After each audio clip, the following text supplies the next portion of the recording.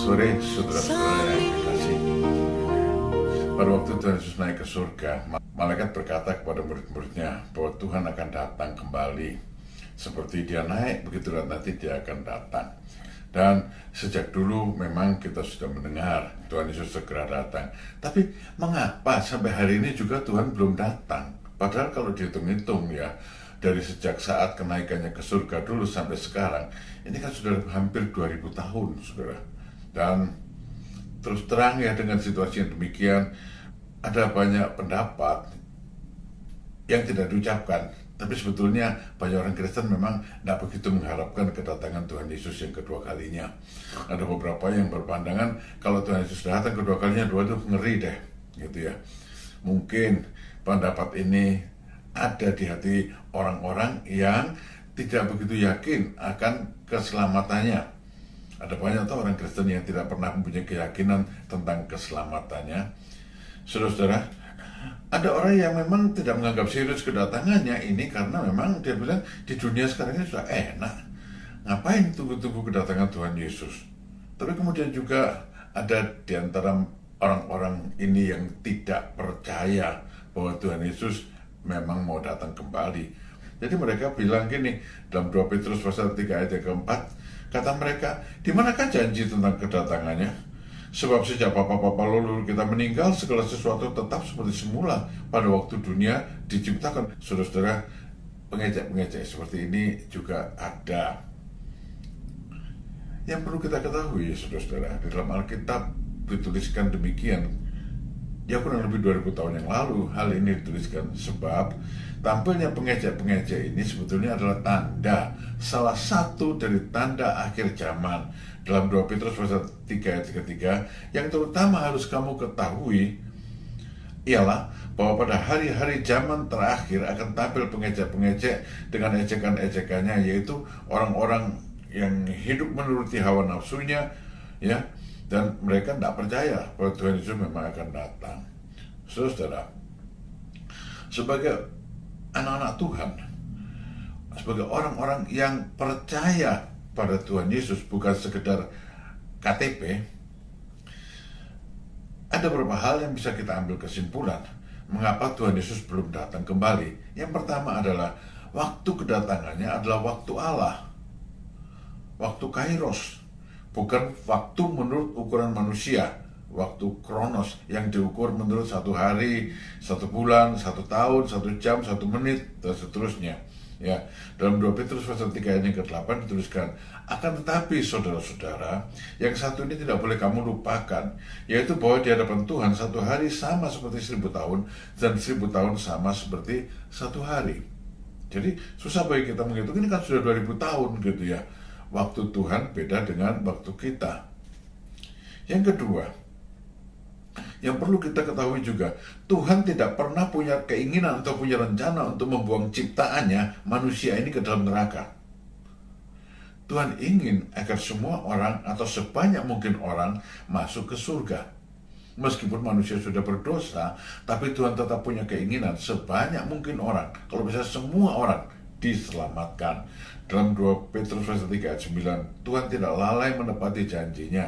Sekalipun ada orang yang menganggapnya sebagai kelalaian, tapi ia sabar terhadap kamu, sabar terhadap orang berdosa. Karena ia menghendaki supaya jangan ada yang binasa, supaya orang berdosa jangan binasa, melainkan supaya semua orang berbalik dan bertobat. Bayangkan kalau Tuhan Yesus datang sekarang, saudara, berapa banyak orang yang akan masuk ke dalam neraka. Dan Tuhan bilang, saya tidak menginginkan hal seperti itu. Ini ciptaanku, aku ingin mereka kembali kepadaku, kembali ke surga. Karena itu Tuhan Yesus belum datang. Masih banyak orang yang belum diselamatkan. Yang ketiga, saudara-saudara, di surga masih ada tempat. Tempat buat siapa? Tempat buat orang berdosa yang mau datang. Dalam Injil Lukas pasal 14 itu diceritakan begini, ada orang yang bilang kepada Tuhan Yesus, aduh berbahagia ya kalau orang diundang masuk ke dalam perjamuan di dalam kerajaan sorga. Lalu Tuhan Yesus cerita begini, ini ada seorang yang mengadakan perjamuan. Dia mengundang banyak sahabat-sahabat, banyak teman-temannya, dan di hari perjamuan itu dia ingatkan sahabat-sahabatnya, ayo datang, perjamuan sudah siap. Sahabatnya gak ada yang mau datang, ya banyak alasan lah, ya repot, kesibukan, dan sebagainya. Jadi akhirnya Tuhan itu bilang gini sama hamba-hambanya, sudah, yang diundang nggak mau datang, sekarang kamu pergi ke jalan-jalan, ke lorong-lorong, panggil siapa saja yang mau datang, orang miskin, orang buta, orang timpang, orang apa saja, pokoknya mereka mau datang, bawa mereka ke dalam rumahku, supaya mereka menikmati perjamuan di rumahku. Kemudian hamba-hamba itu keluar, panggil orang datang ke perjamuan, dan hamba-hamba itu kemudian semua sudah saya ajak, tapi masih ada tempat yang kosong. Lalu dalam Lukas pasal 14 ayat 23, kata Tuhan itu kepada hambanya, pergilah ke semua jalan dan lintasan dan paksalah orang-orang yang ada di situ masuk, karena rumahku harus penuh. Saudara, saya mengartikannya, Tuhan Yesus belum datang karena sorga harus penuh. Kedatangan Tuhan Yesus kan seringkali diumpamakan sebagai perjamuan kawin, pesta. Ya, pesta. Tapi tidak ada pengantin datang ke tempat pesta yang kosong. Biasanya pengantin datang ke tempat pesta itu sudah ada tamu yang di situ, karena itu biasanya pengantin datangnya terlambat 15, 20, 30 menit, tunggu orang masuk ke ruangan pesta. Nah, saudara-saudara, Tuhan Yesus juga datang sebagai pengantin sorga, tapi tempat pestanya harus penuh. Sorga itu harus penuh. Hamba-hamba itu disuruh cari jiwa, saudara. Cari orang di mana-mana, bawa mereka ke dalam ruangan pesta, bawa mereka ke dalam kerajaan surga, sampai surga penuh. Saudara, dalam Kisah Para Rasul pasal 1 ayat 8, Tuhan Yesus bilang sebelum dia naik ke surga, kamu tunggu, nanti kamu akan dipenuhi Roh Kudus. Roh Kudus itu akan memberi kamu kuasa, sehingga kamu bisa menjadi saksi bagiku di Yerusalem, Yudea, Samaria, sampai ke ujung bumi. Di mana-mana Injil harus diberitakan supaya orang diselamatkan, supaya sorga itu penuh, saudara.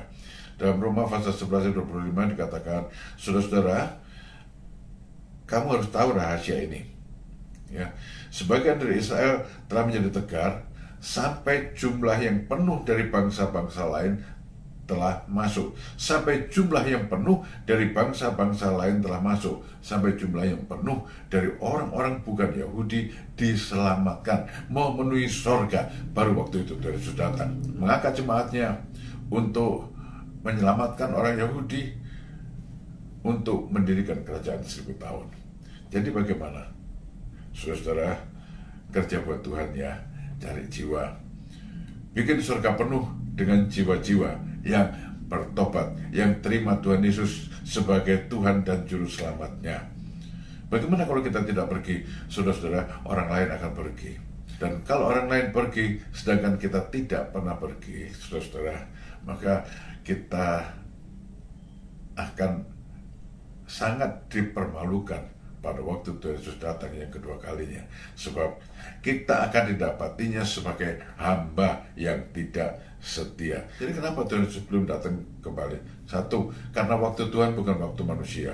2, karena Tuhan ingin semua orang diselamatkan. 3, masih ada tempat di sorga. Kita harus bersaksi, kita harus kerja buat Tuhan, bawa jiwa untuk Tuhan.